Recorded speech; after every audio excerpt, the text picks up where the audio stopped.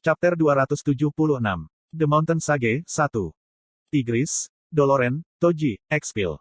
4 monster yang dikirim Orden menyebabkan kegemparan di seluruh dunia. Orden's Monster, menjadi tajuk utama halaman depan di seluruh dunia. Berita putus asa terus menumpuk ketika orang-orang menyaksikan laporan putus asa bahwa monster telah menghancurkan rumah dan orang-orang yang mereka cintai.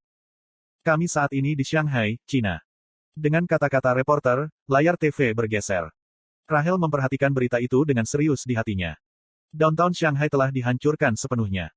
Kata, sepenuhnya, tepat. Trotoar terbalik dan gedung pencakar langit yang pernah menyentuh langit berkurang menjadi tulang belulang dan abu. 1.300 pahlawan dipanggil untuk bertarung melawan satu monster. Teriakan tanpa henti kesakitan bergema di atas puing-puing bangunan. Tubuh para pahlawan yang tergeletak di tanah tampak kabur di layar.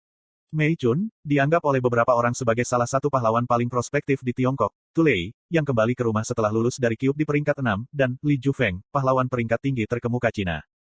Reporter itu melanjutkan dengan serius. Tanda hubung. Sebanyak 987 pahlawan, termasuk 3 yang disebutkan, jatuh selama upaya heroik mereka untuk melindungi negara mereka dari monster.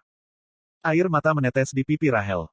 Terlepas dari kompetisi diplomatik dan ketidaksepakatan kecil yang dia miliki selama bertahun-tahun dengan China, dia berduka dari lubuk hatinya. Kematian para pahlawan adalah kerugian besar bagi umat manusia. Ini adalah foto monster yang menyebabkan kehancuran ini. Foto seluruh tubuh monster muncul di layar. Tigris, monster yang menyerupai harimau. Bentuk tubuhnya terlalu mirip manusia sehingga tidak bisa disebut harimau berkaki 2, namun, bulunya terlalu tebal dan cakarnya terlalu tajam untuk dianggap manusia. Tanda hubung. Dan Paris masih diserang oleh zombie. Zombie membunuh orang, mengubah korbannya menjadi lebih banyak zombie. Pihak berwenang belum dapat menundukkan transmission penularan melalui kematian ini. Jika Orden mengirim monsternya sebagai peringatan untuk kemanusiaan, rencananya lebih dari sukses. Dunia mulai bergetar ketakutan seperti yang dia maksudkan ketika menyaksikan kekejaman para monster. Tapi tidak semua negara tidak berdaya. Dengan bantuan Lady Ah Hae-in, pesulap bintang 8 yang kebetulan tinggal di Inggris, dan pemain, Shin Jae-hyuk, yang menjabat sebagai Komandan Knight Royal Knights of Crevon, Inggris berhasil menghentikan humanoid serangan monster. Namun, jika tujuan Orden adalah untuk sepenuhnya menghancurkan bumi, maka ia jelas telah gagal. Inggris tidak hanya berhasil menghentikan monster itu, tetapi juga melumpuhkannya. Meski taktik pertahanan Inggris telah terbukti berhasil, tampaknya, dunia harapan, akan terus tetap populer di kalangan warga negaranya. Para ahli menghubungkan pertumbuhan popularitas dengan desas-desus yang tersebar luas yang mengatakan, dunia harapan akan tetap utuh bahkan ketika bumi hancur berkeping-keping. Putri. Pada saat itu, kepala pelayan tua Rahel kembali ke kamar. Rahel menyapu air matanya. Iya nih. Kamu harus keluar, para tamu akan segera tiba. Petik 2. Petik 2. Ah, benarkah saat itu? Para kepala negara yang berbeda dijadwalkan untuk mengunjungi Inggris hari ini. Bukan hanya Perdana Menteri dan anggota kabinet lainnya, tetapi Rahel juga diharapkan menyambut mereka. Rahel buru-buru bangun. Evandel, istirahatlah. Sebelum dia pergi, Rahel menepuk Evandel yang tertidur di sofa. Petik 2. Uwe. Evandel mengangguk kecil dengan matanya yang hampir tidak terbuka. Dia pasti lelah karena merawat semua roh yang dipanggil kemarin, pikir Rahel sambil mencium dahi Evandel dengan lembut. Lalu dia pergi. Hanya butuh sekitar 10 menit dari istana Buckingham ke penjara Toji dengan limusin. Sejumlah penyihir mengisi sel penjara yang Komandan Ksatria Shin Jae-hyuk secara khusus dibangun untuk Toji dengan kekuatan sihir mereka. Terima kasih sudah datang, Putri. Senang bertemu Anda. Rahel tersenyum dan bertukar salam dengan Menteri Pertahanan. Para menteri lain tampak sibuk bersiap menyambut para VIP. Rahel mengamati wajah mereka. Tebang semua pohon di sekitar sini. Tapi aku mendengar bahwa yang abadi mencintai alam. Benarkah?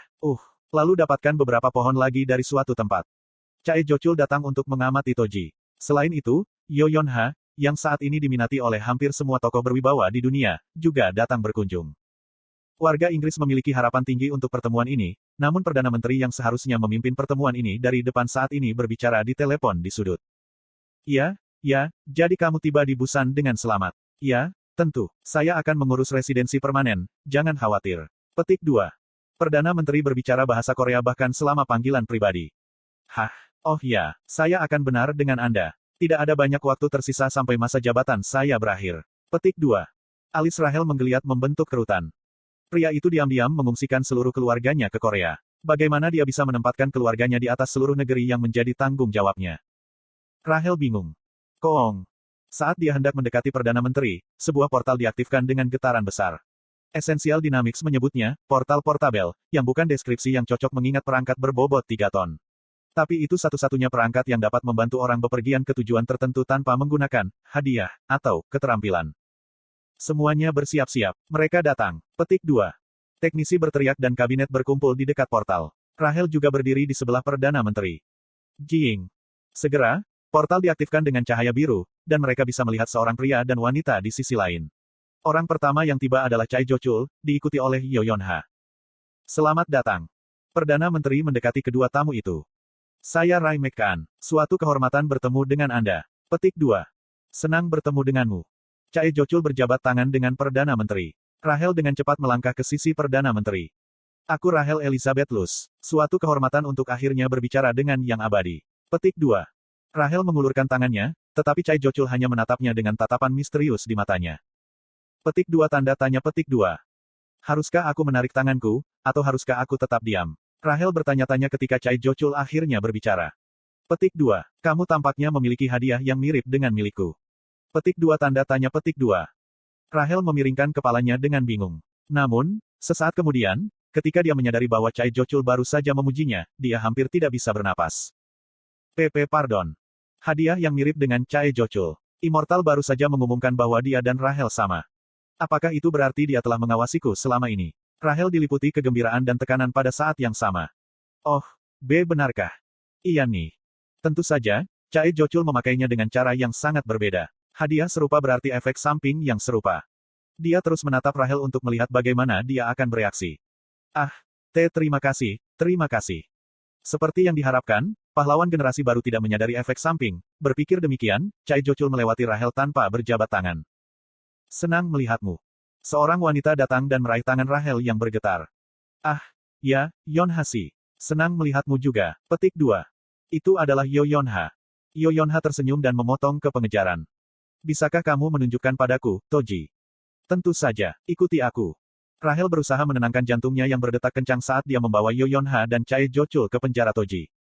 Bukannya itu perlu, karena penjara biru kubik terlihat jelas dari jarak bermil-mil. Yo Yonha menatap kubus itu dengan agak kagum dan berkata, itu penjara. Saya terkejut itu menahan. Petik 2. Ya, tapi para penyihir harus menyuntikkan kekuatan sihir mereka untuk mempertahankannya. Manipulasi realitas Jin Sahyuk memiliki satu batasan.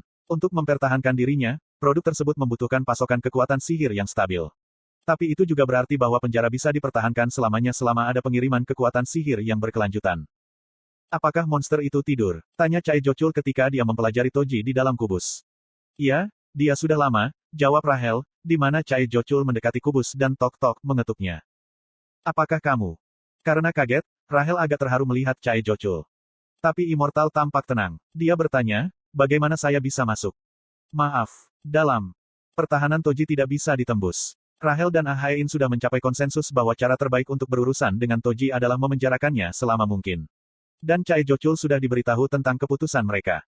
Tetap saja, Chai Jochul tampak sedikit bingung dengan reaksi Rahel ketika dia berkata, aku harus masuk. Kalau tidak, aku tidak akan bisa membunuh monster itu. Petik 2. Tentu saja, Chai Jochul, orang terkuat di zaman sekarang, penuh percaya diri.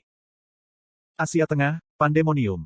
Penduduk suite kepresidenan di Hotel Pandemonium yang paling mewah, Sauron's Respite, mengalami sore yang damai terlepas dari semua keributan yang terjadi di seluruh dunia. Di kamar yang diatur ke suhu yang sempurna, penuh dengan musik klasik yang tenang dan pemandangan indah tepat di luar jendela. Bel, Sahyuk diambil. Petik 2. Akhirnya Rumi berteriak, tidak bisa menahan rasa frustrasinya lagi. Petik 2. Ya, aku mendengarmu, jawab Bel datar sambil berbaring di sofa. Apakah kamu tidak akan menyelamatkannya? Bel menanggapi Rumi sambil tersenyum. Tidak, kenapa aku harus ketika aku yang mengirimnya ke sana? Petik 2. Apa? Aku mengirimnya ke sana. Dia menghasutnya untuk pergi, tepatnya. Dia harus bekerja keras untuk itu karena dia adalah tipe orang yang tidak akan pernah setuju untuk melakukan apapun jika dia tidak yakin itu adalah idenya. Anda tidak akan dapat mengubah apapun bahkan jika Anda pergi. Anda tidak harus pergi, Anda hanya akan dipukuli. Petik 1. Jika Anda menang melawan Byul, saya akan melakukan apapun yang Anda katakan. Bel memprovokasi Jin Sahyuk dan dia jatuh cinta untuk itu. Bagian dari rencana awalnya adalah memperkenalkannya pada Chameleon Troupe, tetapi dia juga ingin menjatuhkannya satu atau dua pasak. Dia terlalu sombong untuk seleranya baru-baru ini. Apa kamu sudah gila? Siapa yang tahu apa yang akan mereka lakukan padanya? Petik 2. Tidak ada, mereka akan meninggalkannya sendirian. Gelombang. Bel menguap lebar. Rumi menatapnya dengan heran. Bagaimana kamu bisa begitu yakin? Mereka bukan sekelompok penjahat, terutama karena Buell adalah bosnya dan Kim Ha-jin mengendalikan mereka. Seorang sutradara kata itu sangat cocok untuk Kim Ha-jin. Cara Bell melihatnya, bos bergantung pada Kim Ha-jin dan tidak akan melakukan apapun untuk membuatnya kesal. Biarkan saja dia. Sahyuk adalah tipe untuk tumbuh lebih kuat dengan mengatasi rintangan. Petik 2. Dan jika kebetulan Jin Sahyuk benar-benar dalam bahaya, Bell hanya perlu menyelamatkannya sebelum dia akhirnya mati. Lagi pula, dia tangguh seperti kecoa. Petik 2. Apa yang akan kamu lakukan dengan Orden? Ah, Orden. Baru-baru ini, nama Orden menjadi identik dengan ketakutan. Namun ternyata tidak bagi Bell. Bell hanya tersenyum dan berkata, saya tidak tahu. Saya tidak terlalu khawatir tentang dia. Petik 2. Kenapa tidak? Menatap langit-langit dari sofa, Bell bergumam, dia terlalu mengagumi manusia untuk membasmi mereka. Agar seseorang menghancurkan umat manusia secara keseluruhan, dia harus benar-benar membenci manusia, dan Orden tidak. Bell tahu ini dengan sangat baik. Istana Orden. Kamu harus makan. Tidak, tidak ada makanan ringan. Anda harus makan makanan asli. Petik 2. Monster King Orden sedang menatap seorang anak. Nama anak ini adalah Yeonhee dan dia berusia 3 tahun. Saat ini, dia sedang bermain dengan 2 boneka, berbicara kepada mereka dalam permainannya sendiri, namamu Cindy dan namamu Yeonjo.